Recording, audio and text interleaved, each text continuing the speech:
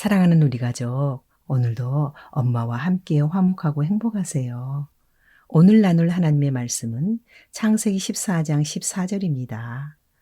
아브라함이 그의 조카가 사로잡혔음을 듣고 집에서 길리고 훈련된 자 318명을 거느리고 단까지 쫓아가서 아멘. 아브라함은 롯을 구하기 위하여 어떻게 하였습니까?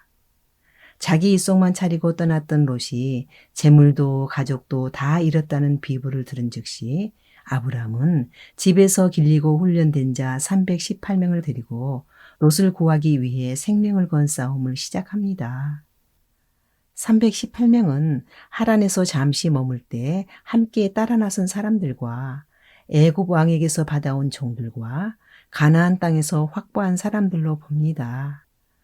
전쟁할 수 있는 남자가 318명이라면 여자들과 어린아이들을 포함하면 아브라함의 가솔들은 적어도 1000명이 넘었을 것입니다.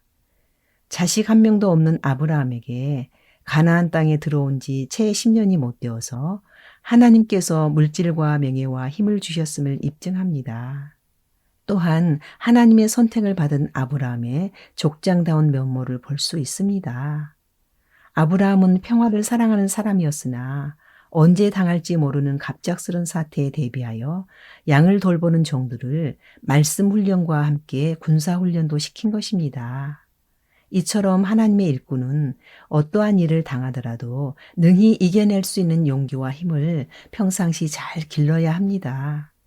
믿음이 없으면 준비도 못합니다. 믿으면 준비합니다. 준비해야 쓰임 받습니다.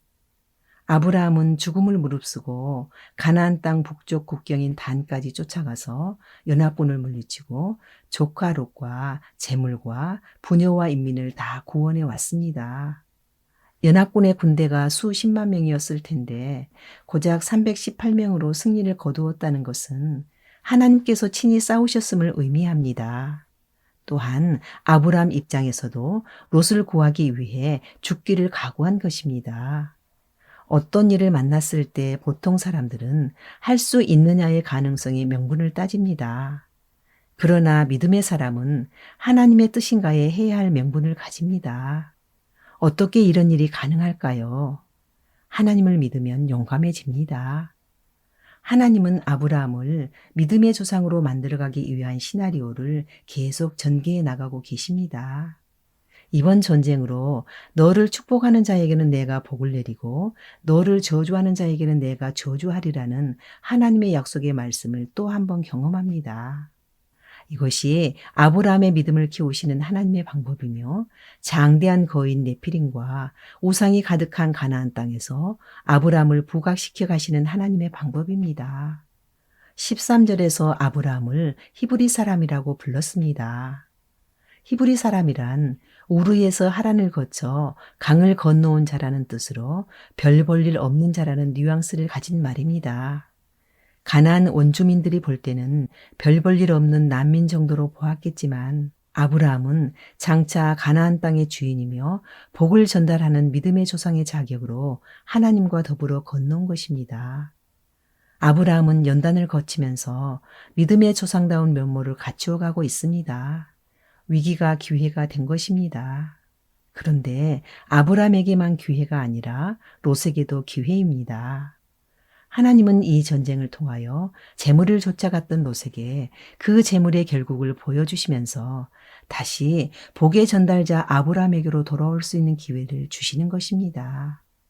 매 순간 선과 악이 교차하는 이 세상에서 하나님의 자녀인 우리들의 삶을 하나님께서 간섭하시며 악을 꺾고 선을 택하기를 원하시는 아브라함과 롯의 이야기는 오늘 우리의 이야기입니다.